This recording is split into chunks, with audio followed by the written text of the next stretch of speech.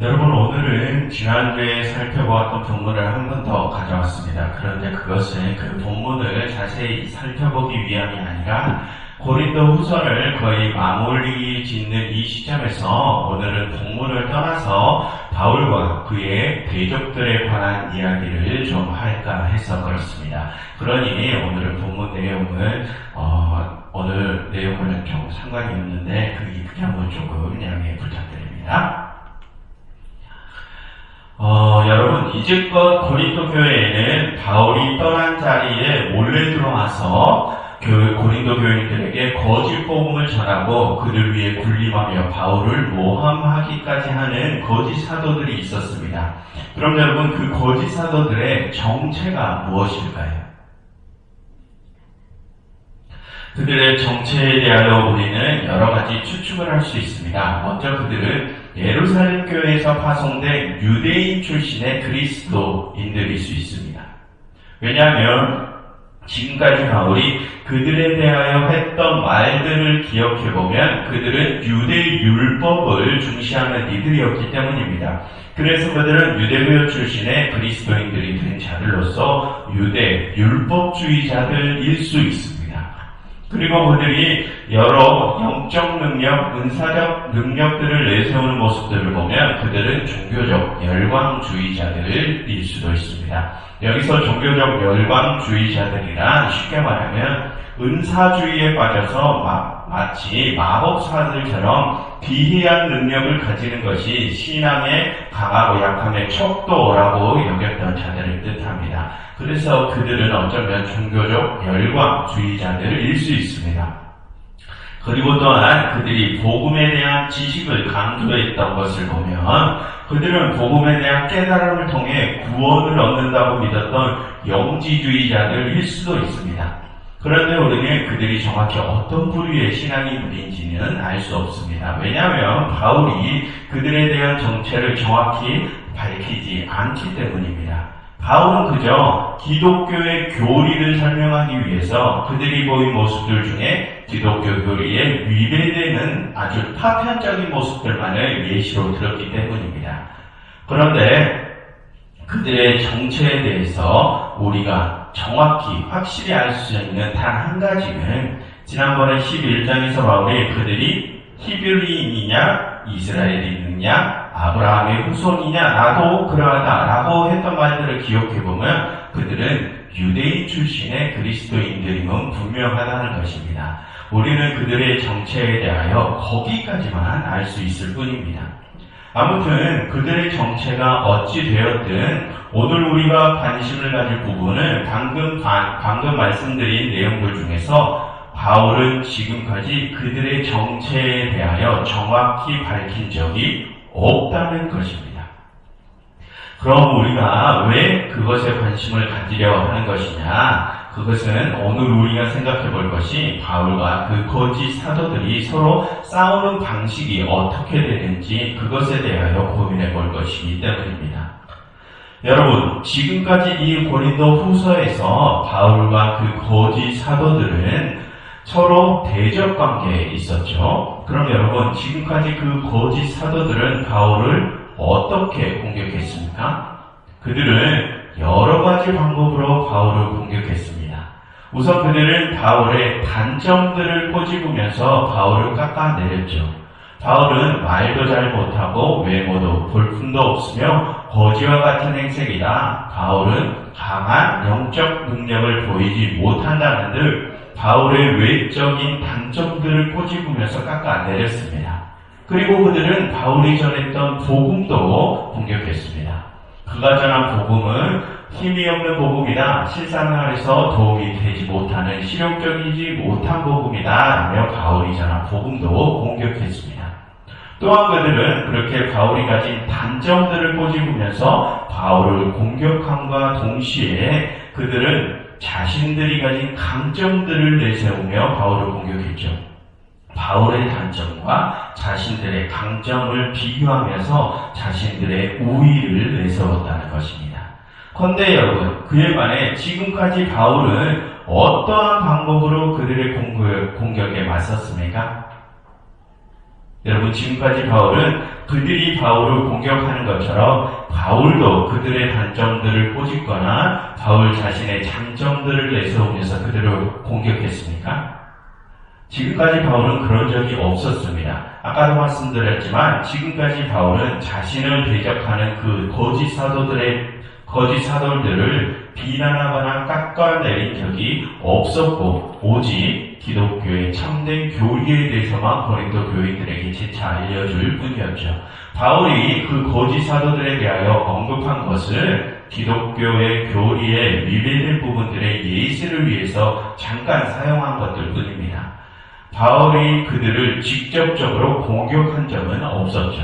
즉, 지금까지 바울은 그들에게 아무런 대응도 하지 않았다는 것입니다. 그러면서 바울은 그저 거짓 사도들이 바울 자신에 대하여 공격하는 그 내용 그대로 바울 자신의 단점들, 즉 바울 자신의 약한 모습들만을 내세웠죠.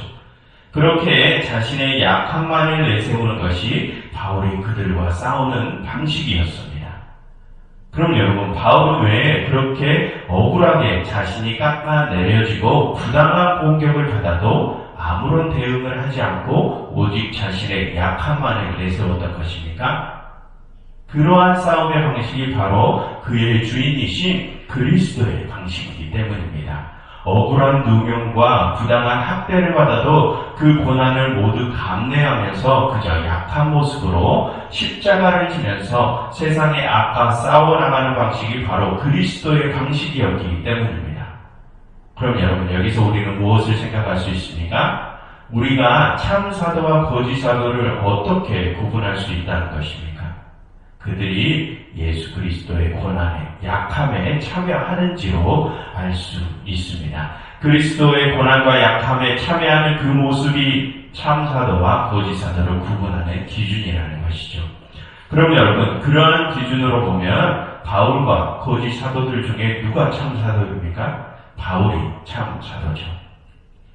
그럼 여러분, 여기서 또 다른 질문을 하나 드리겠습니다. 한번 생각을 해보시기 바랍니다. 여러분, 지금까지 바울은 그렇게 자신의 약함만을 드러내면서 고린도 교회에서 사역을 했습니다. 그런데 결국 고린도 교인들은 어떻게 되었습니까? 그렇게 약함만을 내세우는 바울을 버리고 거짓 사도들을 쫓아왔죠. 그래서 그들은 예전에 범죄한 모습으로 회귀해버렸습니다. 그럼 여러분, 그 고린도 교회에 대한 바울의 사역은 실패한 것일까요? 여러분, 지금까지의 고린도 교회의 모습을 보면 바울의 사역이 실패한 것처럼 보입니다. 그러나 우리는 그 이후에 그들의 모습이 어떻게 변했는지에 대해서는 알 수가 없죠. 여러분, 이 고린도 후서에서 바울은 고린도 교인들에게 기독교의 참된 교리를 다시 설명해주고 그들로 하여금 다시 예전의 모습을 떠올리게 해주었습니다. 여러분, 바울이 그렇게 한 이유는 바울이 어떠한 한 가지 확신을 가지고 있었기 때문이었습니다. 그것은 우리 안에 계시는 예수 그리스도는 절대 우리를 떠나지 않으신다는 것이었죠. 그래서 바울은 지난주까지 그리스도께서 그들 안에 여전히 임재해 계심을 그들이 스스로 발견하기를 간절히 바랬습니다. 여러분, 바울이 그것을 확신했다는 것은 그들 안에 살아계신 예수 그리스도께서는 그들이 계속 실수하고 넘어지지만 결국은 그들을 승리로 이끄실 것임도 바울이 확신함을 말해준 것입니다. 그러니 아직은 우리가 그 고린도 교회의 복음화가 실패했는지 안 했는지에 대해서는 판단할 수 없습니다. 지금까지는 그들의 복음화가 실패했다고 볼 수는 있지만 그들 안에 살아계신 그리스도를 생각하면 그 뒷일은 우리가 판단할 수 없다는 것입니다. 그런데 여러분, 아까 질문은 그 고린도 교회의 복음화가 실패했느냐 실패하지 않았느냐가 아니고 그들에 대한 바울의 사역이 실패했느냐 안 했느냐가 질문이었죠. 그럼 여러분, 그들에 대한 바울의 사역은 실패한 것일까요? 아니면 성공한 것일까요?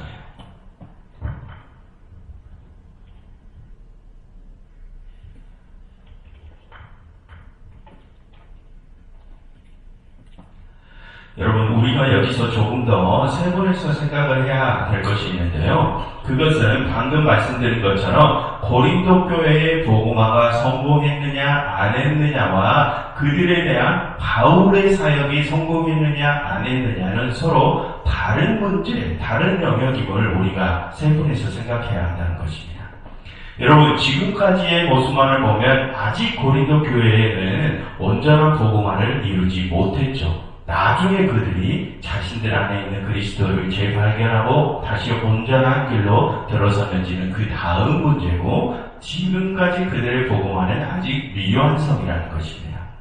그런데 여러분, 그들의 복음화가 아직 미완성인 이유는 바울이 그들에게 복음을 잘못 전했기 때문입니까? 아니면 그들이 바울의 복음을 잘못 받아들였기 때문입니까? 그들이 바울이 전한 복음을 잘못 받아들였기 때문이죠. 그러니 바울은 끝까지 그들이 다시 올바른 복음으로 돌아서게 하기 위해서 계속해서 힘썼던 것입니다. 여러분, 예수님께서는 이 세상 모두를 위하여 십자가를 지셨죠. 그럼으로써 그들 모두에 대한 구원 사역을 성공시키셨습니다. 그리고 예수님께서는 세상 모든 이들을 그 십자가의 길로 초청하셨죠. 그런데 여러분, 아직도 이 세상에 온전한 복음화가 이루어지지 않는 것은 누구의 잘못이라고 했습니까? 지난주에 말씀드렸지만 예수님의 사역이 잘못된 것이라고 했습니까? 아니면 우리가 예수님의 초청에 잘못 응답한 것이라고 했습니까? 우리가 예수님의 초청에 잘못 응답했기 때문이라고 했었죠. 그처럼 이전의 고린도 교회의 문제 또한 마찬가지입니다. 바울이 그들에게 복음을 잘못 전한 것이 아니라 그들이 바울이 전한 복음을 잘못 받아들였던 것입니다. 그러니 그들에 대한 바울의 사역의 성패와 그들의 복음화의 성패는 따로 떼어서 생각을 해야 한다는 것입니다. 그럼 여러분, 아직까지는 고린도 교회의 복음화는 실패 단계입니다. 그럼 여러분, 그들에 대한 바울의 사역은 실패한 것일까요? 아니면 성공한 것일까요? 여러분, 아까 전에 뭐라고 그랬습니까? 바울은 지금까지 어떠한 모습만을 가지고 고린도 교회에서 계속해서 사역했다고 했습니까? 자신의 약한 모습만을 내세웠다고 했습니다. 그렇게 약한 모습으로 고린도 교회에 끝까지 사역을 했다는 것입니다. 심지어는 자신을 공격하던 거짓 사도들과의 싸움 중에서도 바울은 그들의 단점을 고집하며 그들을 깎아내리거나 또는 자신의 장점을 내세우며 자신을 지켜 세우는 모습을 절대 보이지 않았고 오직 그리스도를 따라 끝까지 자신의 약한 모습만을 내세웠죠. 그럼 여러분, 고린도 교회에 대한 바울의 사역은 실패한 것입니까? 성공한 것입니까? 고린도 교회의 복음화는 아직 실패 단계일지 몰라도 그들에 대한 바울의 사역은 실패한 것이 아니라 성공한 것입니다. 왜 그렇습니까? 그리스도께서 마지막까지 약한 모습으로 십자가를 지심으로 우리에 대한 구원 사역을 성공하셨듯이 그런 주님의 방법을 따른 바울 역시 성공한 것입니다. 그가 끝까지 약한 만을 내세웠기 때문입니다. 그럼 여러분, 그런 사도 바울의 모습에 빗대어 지금 우리의 모습을 한번 돌아보십시오. 여러분, 지금 현대사회에는 수많은 목회자들이 있죠. 그리고 우리 한 명 한 명 그 개개의 그리스도인들 또한 모두가 주님께서 파송하신 주님의 일꾼들 아닙니까? 그럼 우리 중에서 누가 참 일꾼이고 거짓 일꾼인지를 어떻게 판별할 수 있습니까? 그리고 나 스스로가 참 그리스도인인지 거짓 그리스도인인지를 어떻게 알 수 있습니까? 그것은 우리가 그리스도의 고난에 참여하는가 참여하지 않는가로 알 수 있다고 했습니다. 그럼 여러분, 지금 나는 그리스도의 고난에 참여하고 있는 자입니까? 그래서 나는 지금 참 그리스도인입니까? 여러분, 내가 참 그리스도인이라고 생각하신다면 오직 나의 약함만을 내세우시며 그리스도의 고난과 약함에 참여하십시오. 여러분, 그 길은 절대 쉬운 길이 아닙니다. 그러나 바울이 확신했던 것처럼 우리 안에 살아가신 예수 그리스도께서는 우리가 그 험한 길을 완주할 수 있도록 함께 하시고 인도하실 것입니다. 그래서 우리를 반드시 온전한 승리로 인도하실 것입니다. 그러니 여러분, 이제는 주저 말고 여러분들 안에 계시는 그 예수 그리스도의 손을 잡으시고 참된 그리스도인들의 길을 걸어가시길 바랍니다. 고난을 받아들이시고 약함을 자랑하시길 바랍니다. 여러분, 이 시간 이렇게 함께 기도하면 좋겠습니다. 하나님, 저희로 저희 안에 계신 그리스도를 발견하게 해주세요. 그래서 그분을 따라 그 고난과 약함에 참여하게 하시사 저희가 참된 승리자들이 될 수 있게 해주세요 라고 함께 기도하면 좋겠습니다.